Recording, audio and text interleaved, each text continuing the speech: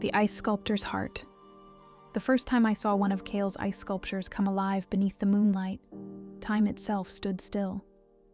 The crystalline wolf padded across the snow-covered square, its transparent form catching the silvery light like 1,000 diamonds scattered across moving glass. Each step left delicate prints in the fresh powder, prints that sparkled with an inner luminescence. Its movements were fluid, graceful, impossibly real for something carved from winter itself. The air around it shimmered with magic, carrying the crisp scent of pine and fresh snow. I had arrived in the remote town of Winter Haven just days before, seeking inspiration for my photography among its snow-laden pines and frost-kissed mountains. The journey here had been long, a series of increasingly smaller plains, and finally a bus that wound through narrow mountain passes until the world became white and wild. The locals spoke of their mysterious sculptor in hushed, reverent tones, their eyes always drifting to the mountains that cupped the town like protective hands. But nothing could have prepared me for the magic I witnessed that night. The wolf turned its head toward me, ice-blue eyes meeting mine across the empty square. They held an intelligence that sent shivers down my spine. Not from cold, but from the raw power I sensed within. Behind it stood its creator, a tall man wrapped in layers of dark wool, his face half hidden by a thick scarf. Even at a distance, I felt the weight of his gaze, heavy as storm clouds before snow. My fingers clutched my camera, but I couldn't bring myself to raise it. Some moments weren't meant to be captured, only experienced. Beautiful, isn't it? An elderly woman appeared beside me, her voice warm as mulled cider on a winter's night. Silver hair escaped from beneath her knitted cap, and her eyes twinkled with knowing. Kyle's gifts bring light to our darkest nights. How does he do it? I whispered, unable to look away as the wolf dissolved into mist, carried away on the winter wind. The air where it had stood still sparkled with tiny ice crystals that danced in the moonlight. Magic has its price, dear. She patted my arm. Some say it cost him his heart, but perhaps... She gave me a considering look that made my cheeks warm despite the cold. Perhaps that's why you're here. I'm Celine Winters. Yes, the irony of my name isn't lost on me. And I've spent my life chasing beautiful things through my camera lens. From the northern lights in Alaska to fire dancers in Hawaii, I've documented magic in all its forms. But standing there in that square, watching the sculptor disappear into the shadows, I knew I had found something beyond mere beauty. I had stumbled upon a mystery that would change everything. The next morning, I found Kale's workshop at the edge of town, a converted barn with walls of weathered wood and windows that sparkled with frost patterns more intricate than any lace. The snow around it lay pristine and untouched, as if nature itself respected this space enough to tread softly. My knock echoed in the still winter air, accompanied by the distant call of ravens. When he opened the door, the scarf was gone, revealing a face that seemed carved from the same ice he worked with, all sharp angles and cold beauty. A scar traced his jaw like a frozen tear, silver white against his skin. His eyes, gray as winter storms, widened slightly at the sight of me. "We're closed to visitors," he said, his voice rough with disuse but carrying notes that made my heart stutter like snowflakes falling. I held up my camera, forcing myself to maintain eye contact, despite the intensity of his gaze. "I'm not here as a visitor. I'm a photographer, and I'd like to document your work." Something flickered in those storm cloud eyes. Interest, perhaps, or warning. The wind picked up, carrying the scent of pine and something else. Something wild and winter sharp that seemed to emanate from him. My sculptures don't survive the lens. They're meant to be experienced, not captured. Then let me experience them. Let me understand how you create such magic. I stepped closer, drawn by something I couldn't name. I've photographed wonders all over the world, but I've never seen anything like what you do." His laugh held no warmth, but it sent sparks through my blood nonetheless. "You wouldn't understand. No one does. Try me." That challenge hung between us like frost in the air, delicate and dangerous. Finally, he stepped back, opening the door wider. "Your funeral," he said, but I caught the faintest quirk of his lips, gone quick as a snowflake melting. The workshop interior stole my breath again. Sculptures in various stages of completion filled the space. Dancers frozen mid-pirouette, their faces serene and expectant. Birds caught between heartbeats, wings spread in eternal flight. Wolves waiting for moonlight to grant them movement. The air held an otherworldly chill that sank beneath my skin, but it wasn't entirely unpleasant. It felt alive, electric with possibility. "You can watch," Kyle said, moving to a half-formed piece in the center. Light from the high windows caught in his dark hair, highlighting strands of silver that seemed too young for his face. "But don't touch anything, and don't ask questions." I nodded, finding a corner where I could observe without intruding. His hands moved with impossible precision as he worked, chips of ice falling like stars. The only sounds were the whisper of his tools against the ice and our breathing, which synced without either of us noticing. Hours passed, and I watched his creation take shape. A phoenix, its wings swept back in defiance of gravity, its tail feathers detailed down to the smallest crystalline barb. As dusk approached, he finally spoke again, his voice softer than before. "You should go. It's not safe here after dark." "Because that's when they come alive?" I stood, flexing fingers stiff from cold and stillness.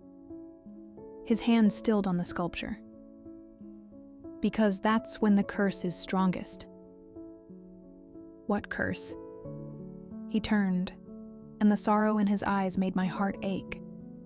In the fading light, his face held shadows deep as glacier crevasses. "The one that lets me create beauty but never touch it, never feel warmth again." His fingers traced the scar on his jaw, and I longed to replace them with my own. "You should leave, Celine, before you freeze too." The way he said my name, like it was made of blown glass, something precious and fragile, should have warned me away. Instead, it drew me closer. I couldn't leave. Not when I saw how the loneliness had carved him hollow, like the ice sculptures he brought to life each night. Over the next weeks, I returned each day, watching him work, learning the language of his silence. Sometimes he would tell me fragments of stories, about learning his craft from his grandmother, about traveling the world studying ice artistry, about the night everything changed. Our relationship evolved like ice forming on a lake, gradually, then all at once. Each day, I noticed new things. How his hands moved like he was conducting music only he could hear. How his rare smiles transformed his entire face. How he would position himself between me and the door when his sculptures grew restless, always protecting even as he pushed away. "I tried to create something that would last," he said one evening as we watched the sun sink behind the mountains. The light painted the snow in shades of rose and gold, and his profile against it made my fingers itch for my camera. Something permanent in a medium meant to be temporary. I thought I could defy nature itself. His laugh was bitter as wind through bare branches. Nature had other ideas. The curse had frozen his heart, binding his soul to the ice. His creations could live, but only in darkness, and only until dawn stole them away. Each sculpture took a piece of his warmth, his humanity, until he became as cold as his art. "But you still create," I said, reaching for his hand. He pulled away before I could touch him, but slower than before, as if it cost him more each time. "It's all I have left."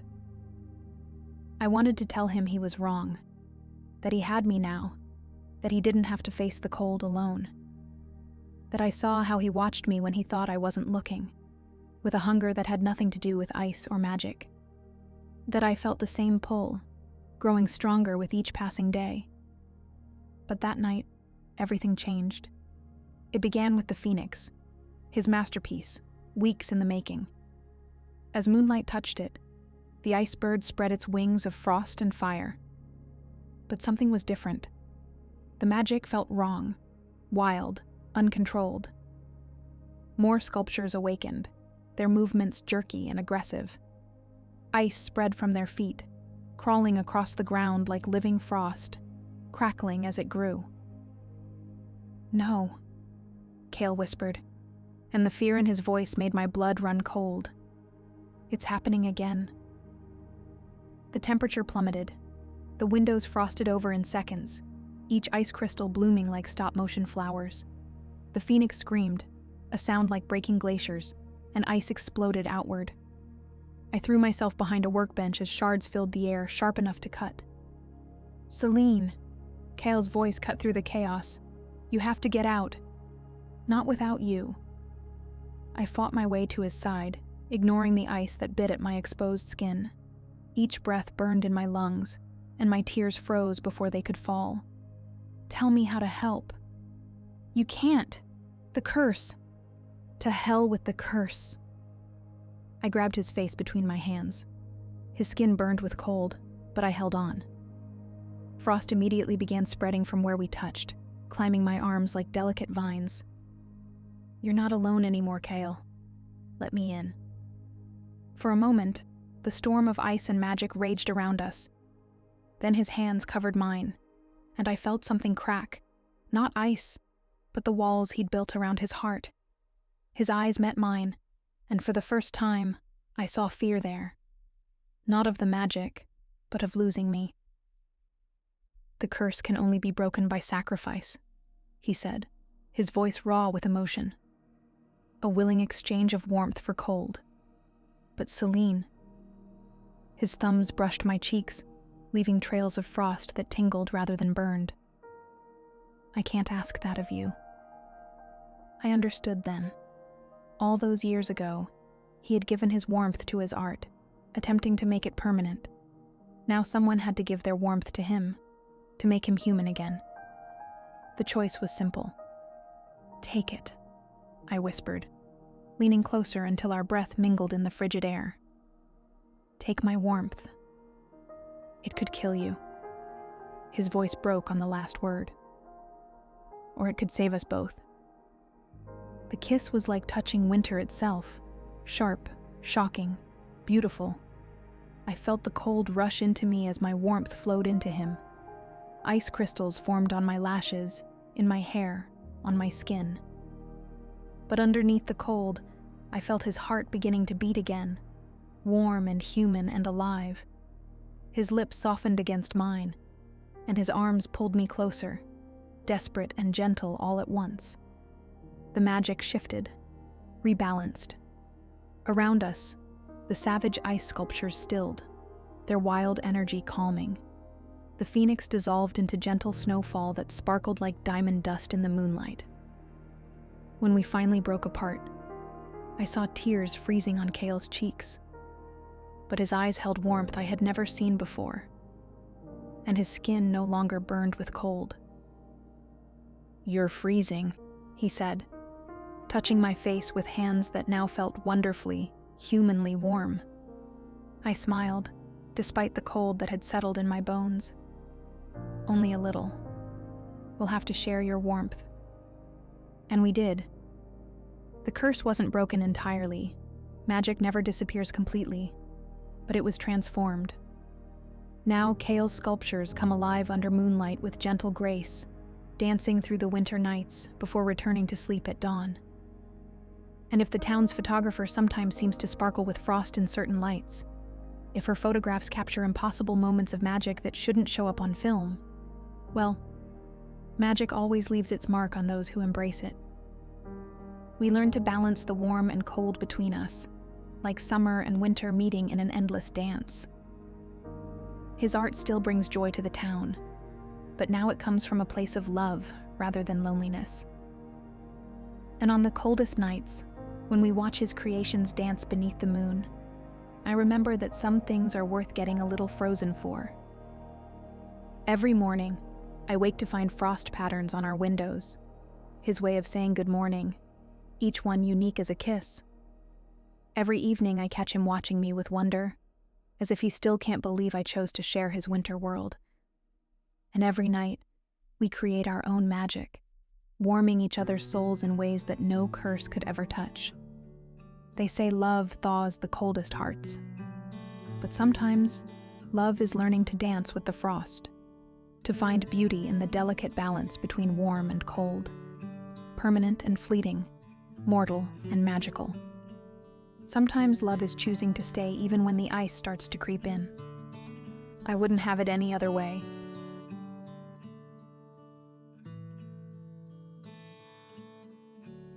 The winter of her heart. I never meant to fall in love during the longest night of the year. In our village, where darkness draped across the sky like crushed velvet, love was as rare as summer sunshine. We were practical people, born of ice and necessity, our hearts supposedly as frozen as the tundra beneath our feet. But as I stood beneath the cosmic dance of emerald and violet lights that painted our eternal winter nights, my voice rising to meet them, I discovered that even the coldest hearts could thaw. The air that night bit at my exposed skin with needle-sharp teeth, but I barely noticed. My voice carried across the pristine snow, weaving through the air in silvery threads that seemed to catch the starlight. Above me, the aurora responded, rippling in waves of jade and amethyst, sending warmth cascading down over our sleeping village. The ancient magic hummed in my blood, passed down through generations of my family, though only my grandmother had known of my gift before she disappeared into the endless white 5 years ago.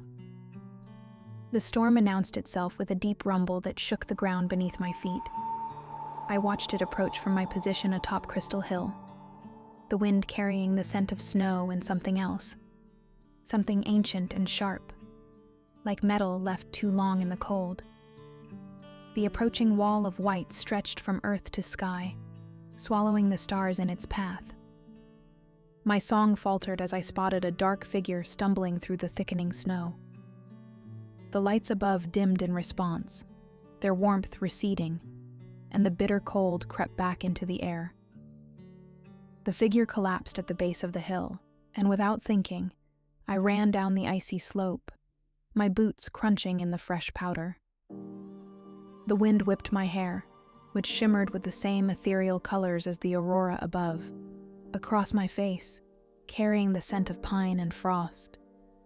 He was barely conscious when I reached him, his skin pale as moonlight against his dark beard, lips tinged an alarming shade of blue.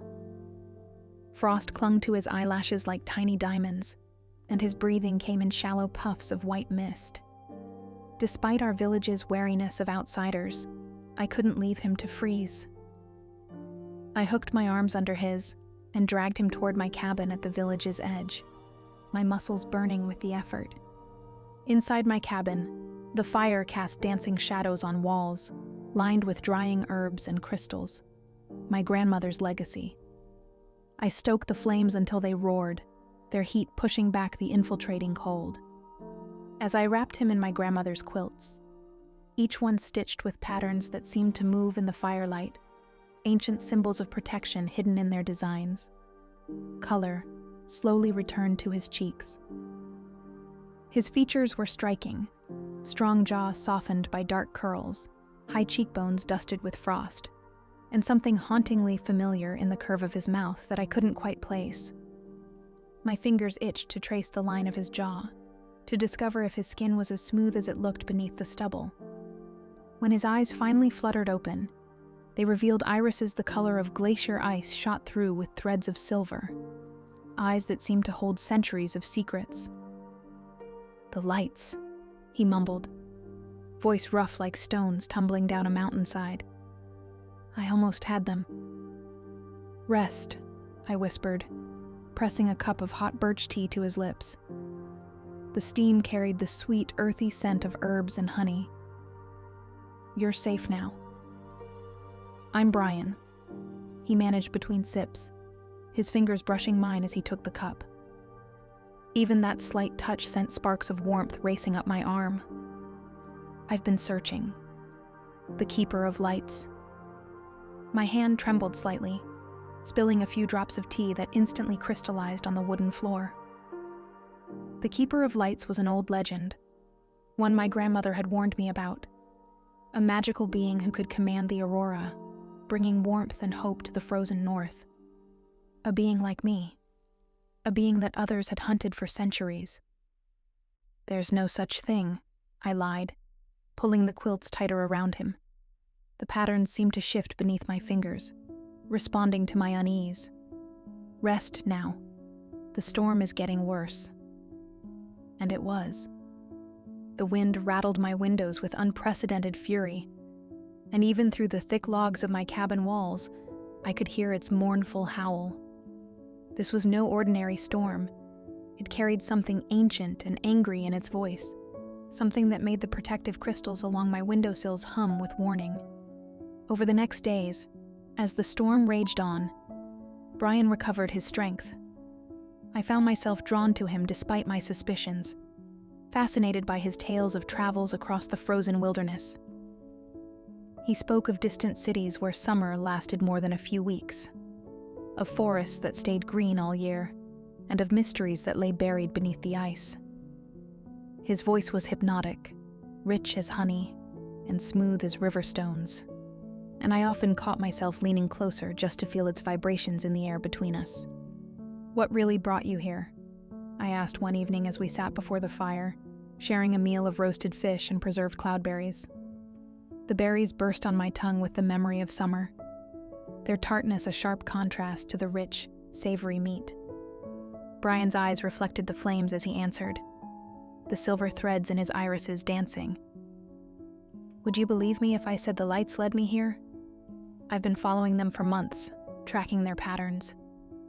They're different here, stronger, more alive." His gaze met mine, and something flickered there that made my breath catch, almost as if someone was calling to them. The fire crackled between us, sending sparks dancing up the chimney like earthbound stars. I watched one spiral upward, attempting to steady my racing heart. "The lights have always been strong here," I said softly, tracing the rim of my wooden cup with one finger. "My grandmother used to say they were drawn to our village's songs." Brian set his plate aside and moved closer, the furs beneath him rustling with the motion. The firelight caught in his dark curls, creating a halo effect that made him look otherworldly. "Tell me about her," he said, his voice gentle. "Your grandmother. She taught you the old songs, didn't she?" The question caught me off guard. Few in the village ever spoke of my grandmother anymore, as if her disappearance had frozen her memory as surely as the tundra froze everything else. "How did you know?" His eyes met mine, serious now. "Because I heard you singing on the hill that night. It was an ancient melody, one that hasn't been sung in centuries." He reached into his shirt and pulled out something that gleamed in the firelight, a crystal pendant that pulsed with its own inner light. "This crystal responds to old magic. It led me here, following the echo of your voice." The crystal's light rippled with colors that matched the aurora outside, and something deep within me resonated with its power. "What are you?" I whispered, even as I found myself leaning closer, drawn by the familiar magic that emanated from the stone. "A guardian," he answered, letting the crystal swing gently between us. "We protect the old magics, keep their secrets safe, and we've been searching for the last keeper of lights since the storm singer began to rise." His free hand found mine, his touch sending warmth cascading through my body. "Your grandmother was a guardian too, Aurora. She didn't disappear. She went into hiding to protect you." The world seemed to tilt beneath me. "What?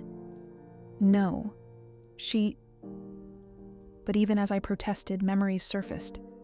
The strange symbols she'd sewn into my quilts. the crystals she'd placed at every window, the urgent way she'd taught me to hide my gift. The storm that night, I breathed. The night she left. Brian's thumb traced gentle circles on my palm, each touch sending shivers of warmth up my arm. "She faced the storm singer to protect you," he said softly. "She knew your power was growing too strong to hide." The lights above our village that night, they lit up the entire northern sky. The storm singer sensed you then. But your grandmother... His voice caught. "She led it away from here, sacrificing herself to keep you safe." Tears froze on my cheeks before they could fall. The aurora outside pulsed in response to my grief, casting waves of green and violet through the windows. "Why didn't she tell me?" "To protect you," Brian said, reaching up to brush away my frozen tears. His touch lingered on my cheek, warm and comforting. "The less you knew, the safer you were. But now..." He glanced at the window, where frost patterns were spreading with unnatural speed across the glass. "Now the storm singer has grown too powerful to hide from." The protective crystals along the windowsills hummed, their pitch rising in warning.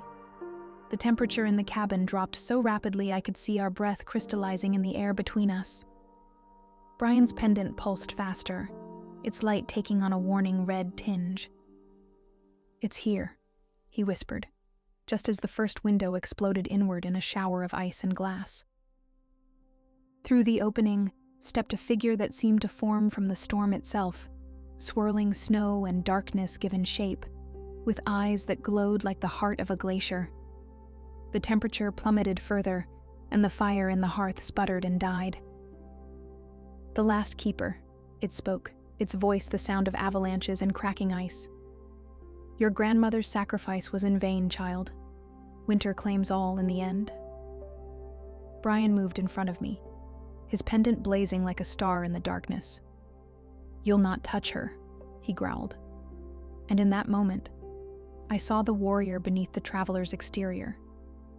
The crystal's light formed a barrier between us and the storm singer, but frost was already creeping up Brian's legs, threatening to encase him in ice. Something snapped inside me then. Seeing him in danger broke through the last of my hesitation. I opened my mouth and began to sing. Not the gentle songs I usually sang to the lights, but something deeper, more primal. It rose from some ancient place within me, a melody that spoke of summer meadows and warm rains, of life persisting through the longest winters. The aurora responded immediately, pouring through the broken window in ribbons of light that wrapped around us like a living shield. The ice attacking Brian melted away, and the storm singer recoiled. Brian's crystal resonated with my voice, its light joining with the aurora, until the cabin blazed with the warmth of 1,000 summers. The storm singer howled in rage as my song grew stronger, the sound of shattering glaciers competing with the melody pouring from my heart. The aurora danced around us in ever-tightening spirals, its light taking on the golden warmth of summer sunsets. Brian's crystal pulsed in harmony with my voice, our magics intertwining like lovers' hands. "Impossible," the storm singer snarled, its form flickering between solid and vapor. "The old songs were lost." "Not lost," my grandmother's voice rang out from behind the creature. "Protected." She stepped through the storm, unchanged, her silver hair streaming behind her like moonlight on snow, her eyes bright with ancient power. The protective symbols in her quilts blazed to life, forming a web of light that trapped the storm singer in its center. "Grandmother," I breathed between verses, my song never faltering. The aurora responded to my joy, its colors shifting to deep rose and gold. "Sing, my darling," she called, raising her voice to join mine. "Sing of spring after winter, of warmth returning to frozen hearts." Brian's voice joined next, deep and resonant as thunder, his guardian magic amplifying our song through his crystal. The three-part harmony filled the cabin, spilled out into the night, and rose to meet the dancing lights above. Each note carried memories of warmth and life, summer berries bursting with sweetness, spring streams breaking through ice, autumn leaves dancing on warm winds. The storm singer thrashed within its prison of light, its power diminishing as our song grew stronger. "You cannot end winter," it raged, but its voice held a note of desperation now. "We don't want to end winter," I sang into the harmony. Understanding bloomed in my heart like the first flowers of spring. Winter is necessary, beautiful, sacred, but it must dance with spring, not dominate it. The aurora poured through every window now, wrapping around the storm singer in ribbons of light. Where it touched the creature's icy form, the frost softened into morning dew, the harsh angles melting into gentle curves. The sound of its rage transformed note by note into something like music. "Choose," Brian's crystal flared as he spoke. "Choose to be part of the dance, not its destroyer." My grandmother's voice rose in the ancient language, words of power that made the air shimmer. "Return to what you were meant to be. Winter's grace, not its fury." Inside its cocoon of light, the storm singer's form shifted one final time. The darkness fled its body like storm clouds parting, leaving behind a figure of pure, crystalline beauty. No longer a creature of destruction, but winter in its most elegant form. Frost without bite, snow without burial, ice without deadly intent. As our song faded into a newfound silence, the transformed being bowed its head. "I had forgotten," it whispered, its voice now like snow falling on cedars. "The dance is everything." "Welcome back to it," my grandmother smiled, looking exactly as she had when she'd taught me my first songs. The sunrise that followed was unlike any I'd seen before. The aurora remained visible, even as the sky lightened, its colors merging with the dawn in impossible beauty.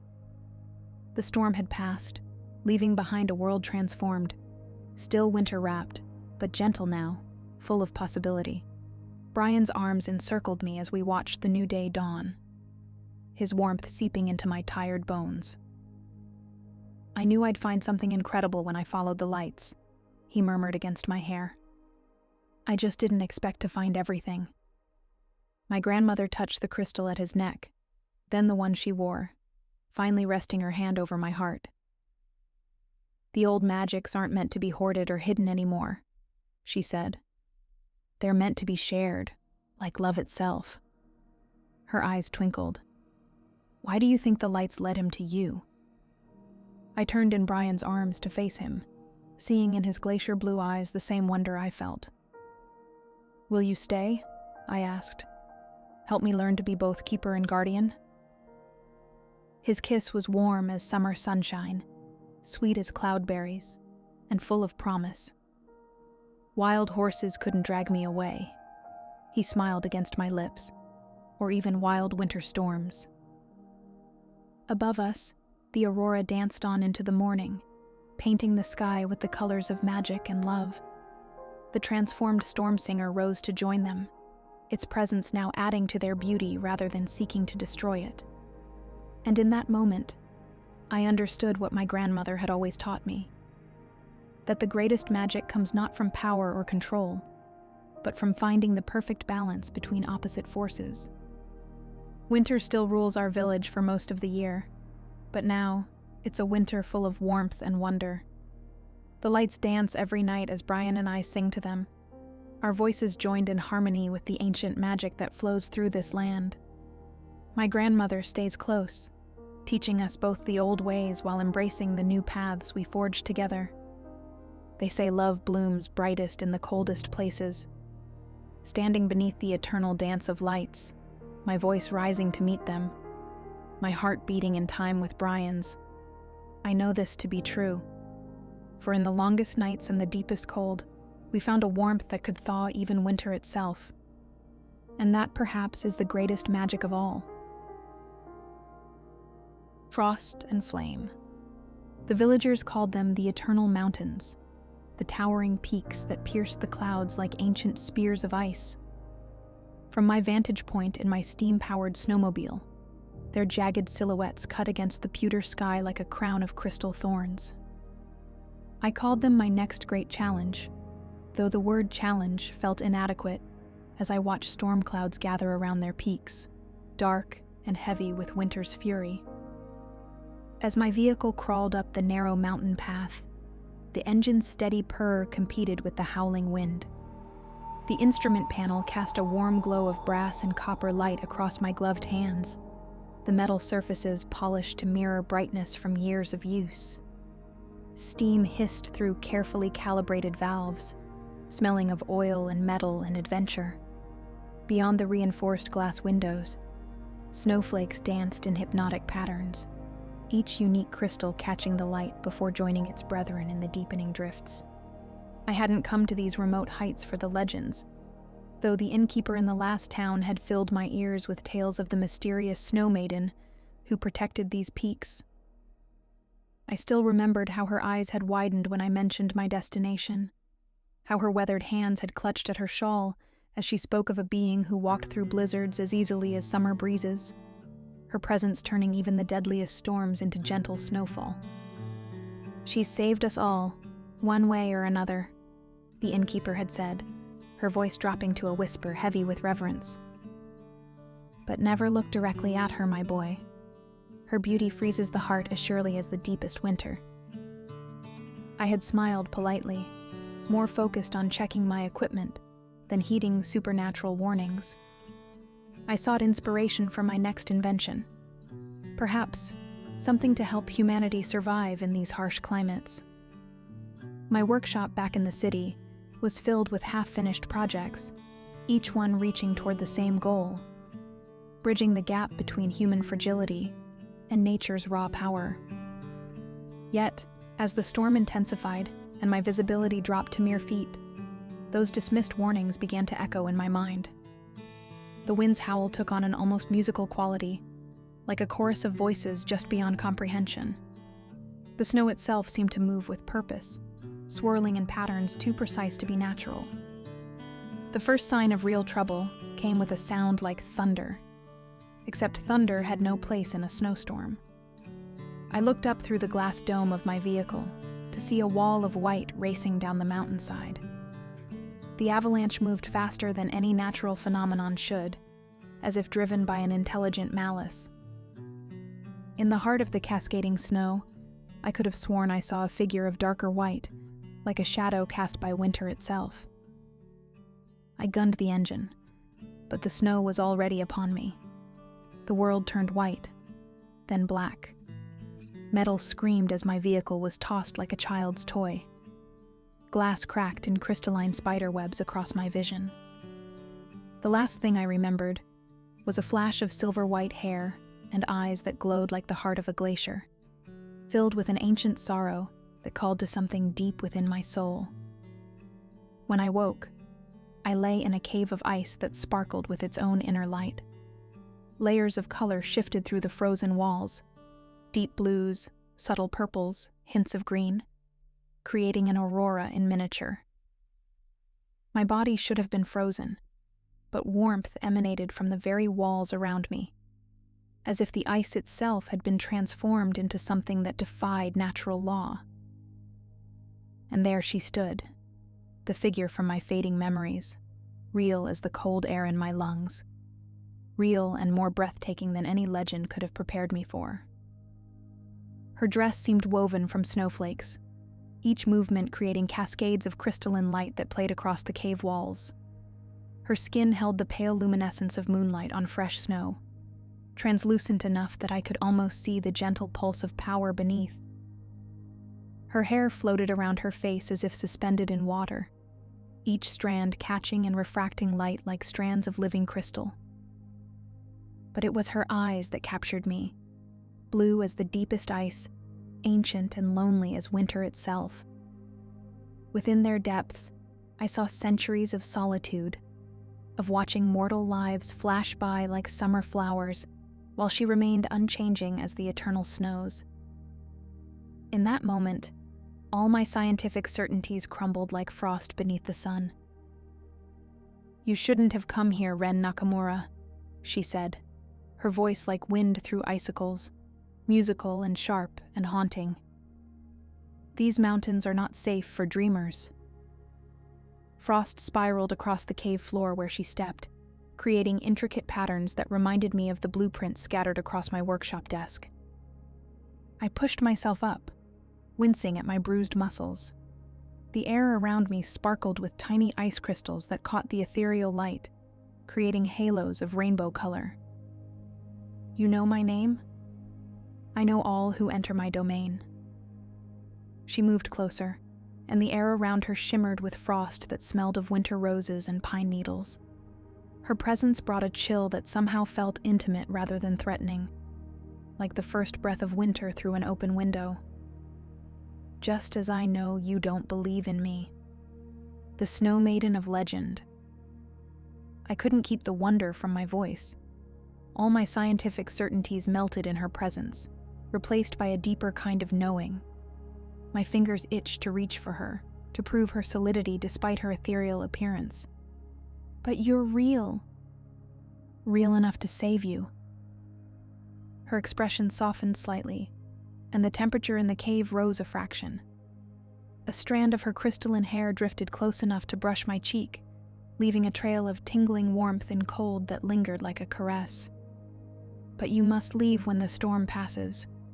There are forces stirring in these mountains that even I cannot protect you from." "What forces? What are you protecting these people from?" I took a step toward her, drawn by an impulse I couldn't explain. The air between us grew thick with tension, like the moment before lightning strikes. She turned away, her form becoming translucent at the edges.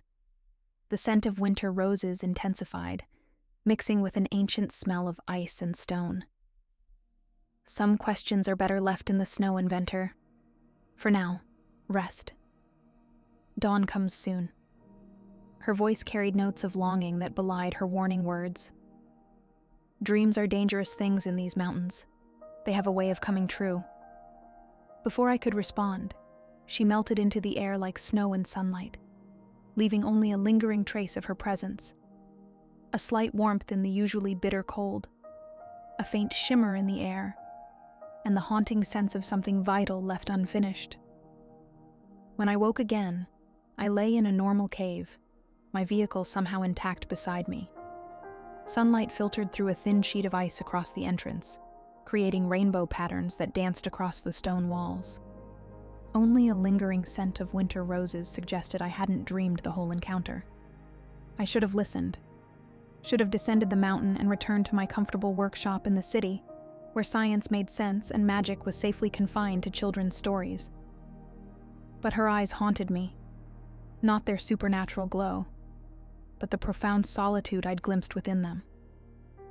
No one should carry such loneliness, not even a spirit of winter. The village of Blythewood welcomed me with surprised warmth that contrasted sharply with the biting mountain air. Smoke rose from stone chimneys in lazy spirals, carrying the scent of pine wood and cooking spices. Children played in the snow-covered streets, their laughter bright as silver bells, while adults went about their work with the unhurried confidence of those long adapted to winter's ways. Few outsiders brave the high passes, the village elder told me over steaming cups of pine needle tea. The liquid glowed amber in carved crystal cups that caught and reflected the firelight. Her wrinkled hands cupped her drink as she studied me with eyes wise as the mountains themselves. "The Snow Maiden guides worthy travelers to us," they say. "Perhaps she sees something in you." I didn't tell her about my encounter in the cave, but my silence seemed answer enough. She nodded as if confirming something to herself and pressed a small crystal into my palm. It felt warm despite its icy appearance, pulsing gently like a tiny heartbeat.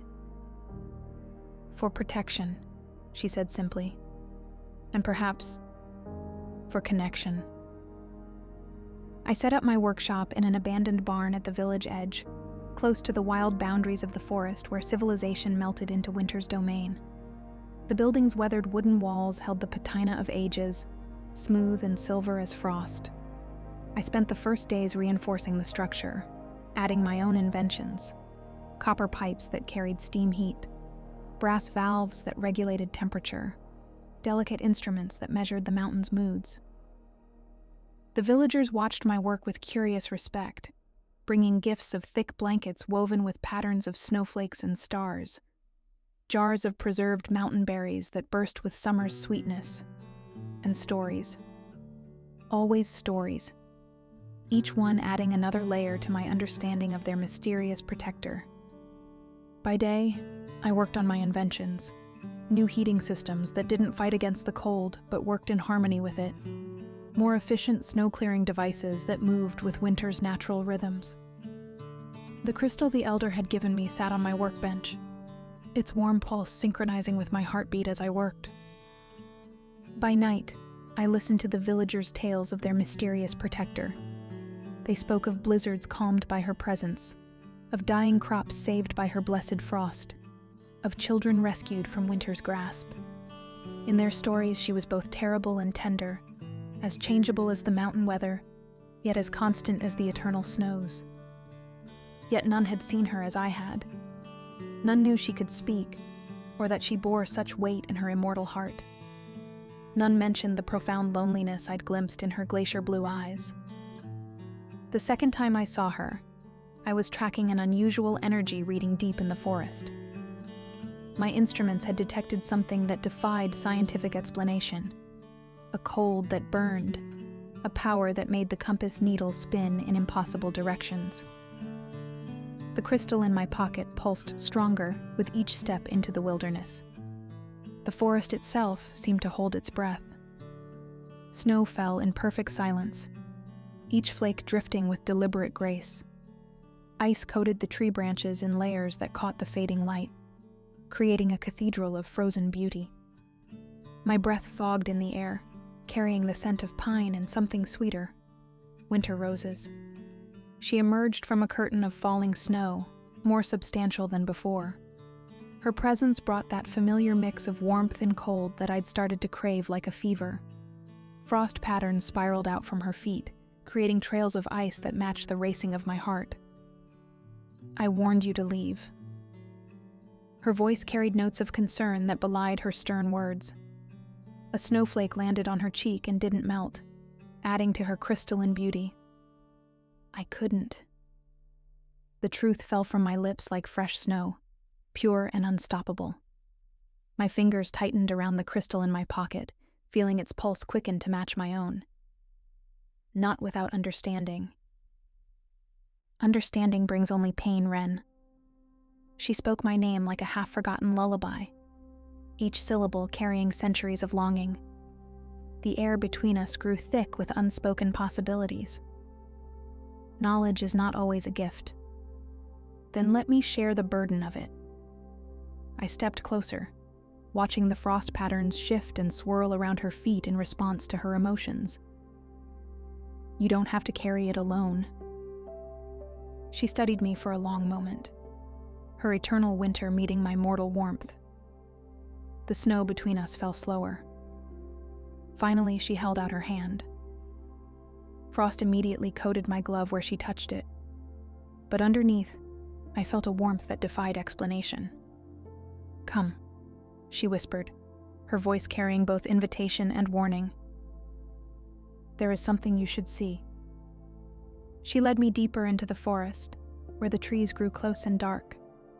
Our footsteps left matching prints in the fresh snow, hers perfect crystals that sparkled with inner light, mine merely mortal impressions beside them. The crystal in my pocket grew warmer with each step, its pulse matching the rhythm of our movement. In a clearing stood an ancient shrine, its stone surfaces carved with scenes that caught and held the eye.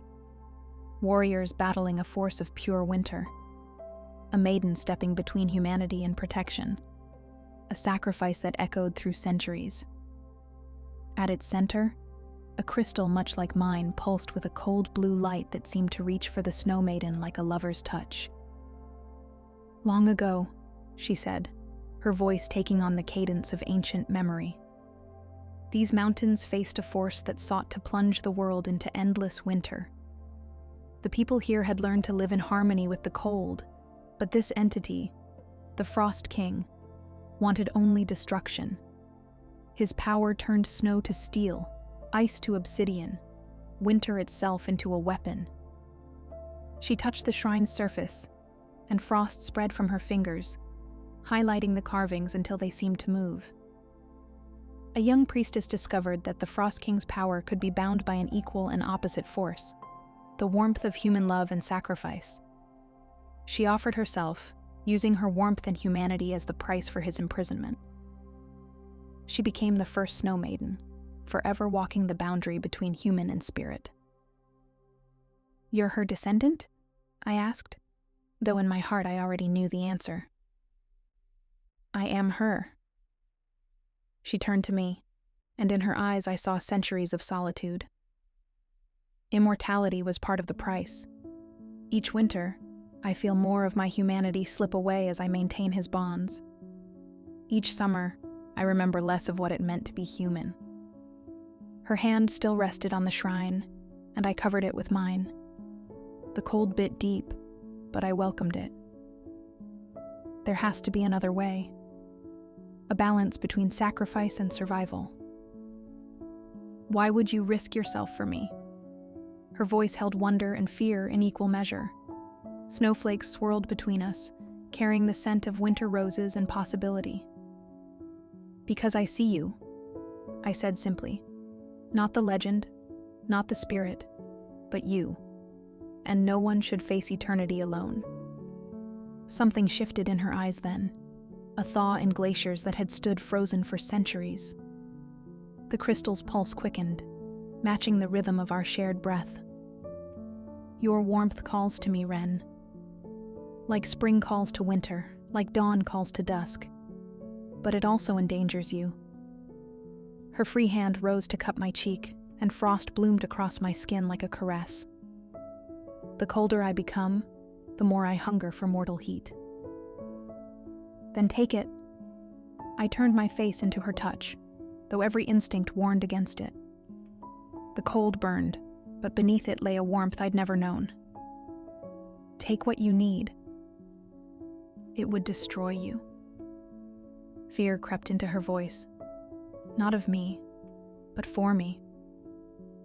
"I don't believe that." Another step closer.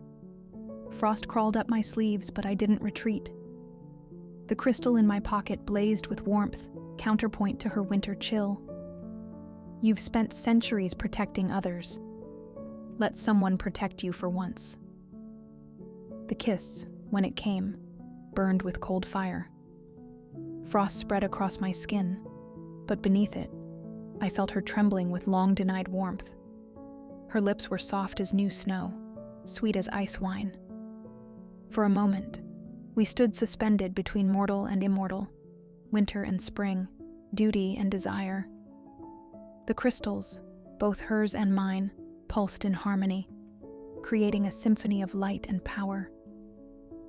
Then the shrine's crystal flared with violent light, and she pushed me away. "He feels it," she gasped. "My weakness, my want." Ice spread from her feet, crackling across the clearing with predatory intent. "Run." But I couldn't leave her. Not now. Not ever. "Now, Ren!" she shouted, as a force stronger than life and deadlier than death engulfed her in its frosty fury. Frightened and freezing, I obeyed her command. I ran, far and fast, questioning my decision to leave her, ashamed that I wasn't brave enough to stay. Weeks passed in a chilling blur, a dance of advance and retreat. By day, I worked frantically in my workshop, studying the old stories, combining ancient wisdom with modern science. Steam and ice, copper and crystal, human ingenuity and eternal magic. Surely there was a way to bridge these worlds. By night, she came to me, drawn by my warmth, even as she feared it would destroy us both. We shared moments stolen from winter itself, her cool fingers tracing my inventions with curiosity, my hands teaching her to feel again through layers of protective cloth. Each touch burned with cold, but each burn struck deeper into her frozen heart, awakening feelings she'd thought lost to centuries of ice. "Tell me about the world beyond the mountains," she would ask, as we sat in my workshop, surrounded by the gentle hiss of steam and the ticking of delicate instruments. I described the wonders I'd seen, the machines I'd built, the dreams I still chased. In return, she shared fragments of her human life, memories preserved like flowers in ice, a mother's smile, a sister's laugh, the taste of fresh bread on winter mornings. But as our connection grew stronger, so did the Frost King's attacks. Storms raged with unnatural fury. Avalanches struck without warning.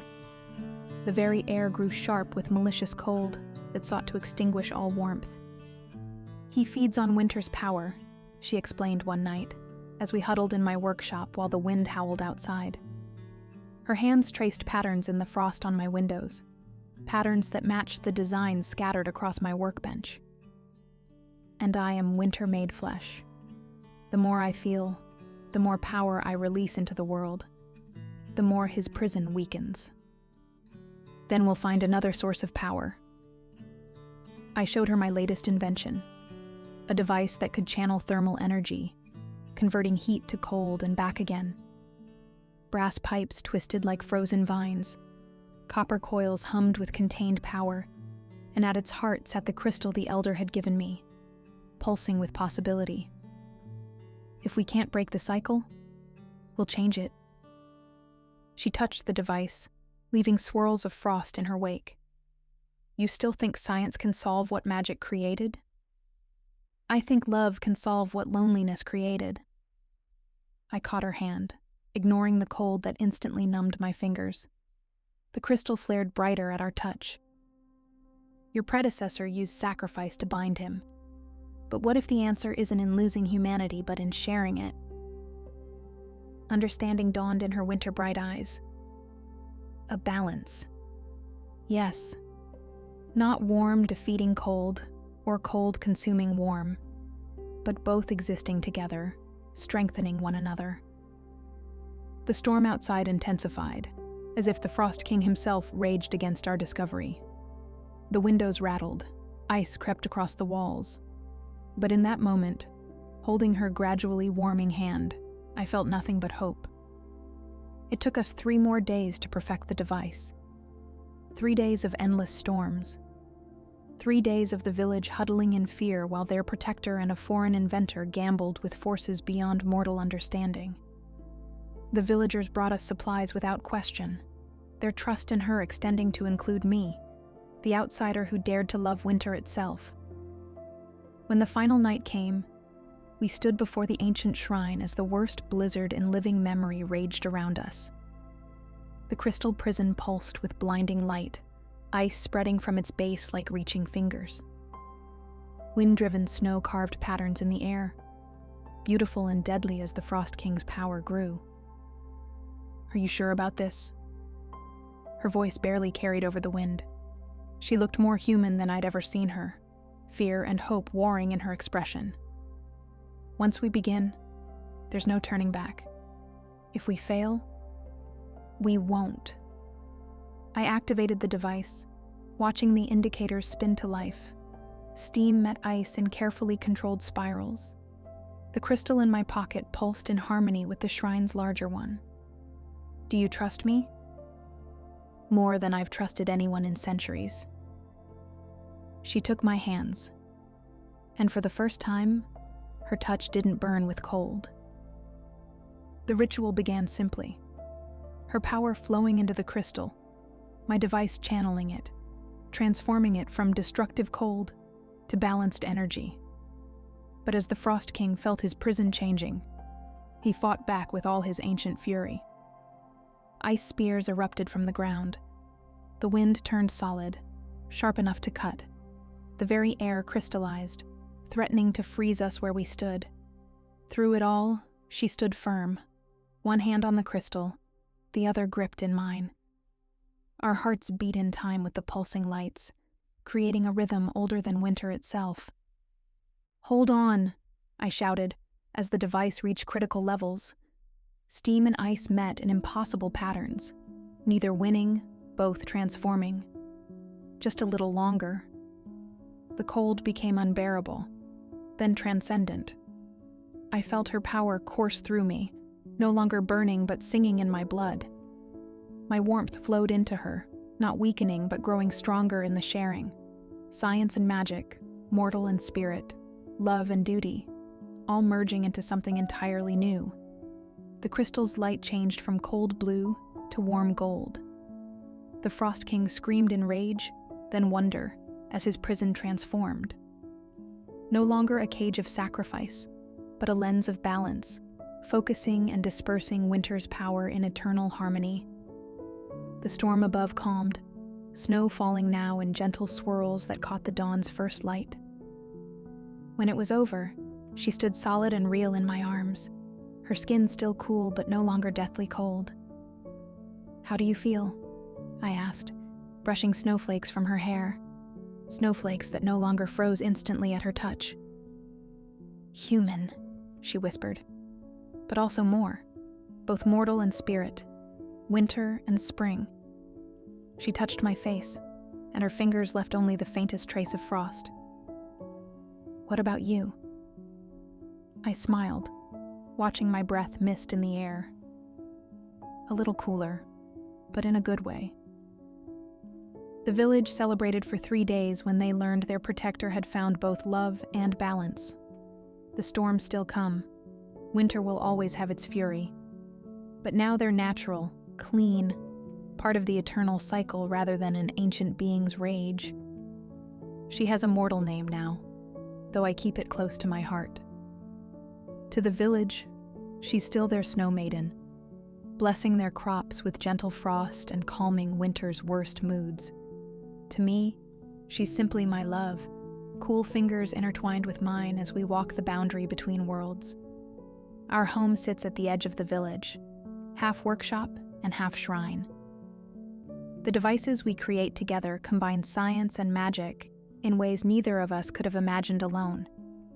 Steam and ice dance in eternal balance, just as we do. And on the coldest nights, when we watch the aurora dance above the peaks, I remember that some loves are worth braving the storm for. They say opposites attract, but maybe they do more than that. Maybe they complete one another, creating something entirely new in the space between extremes. In the end, that's where we found our answer. Not in conquering the cold or surrendering to it, but in learning to dance with winter itself. And in our dance, we found forever.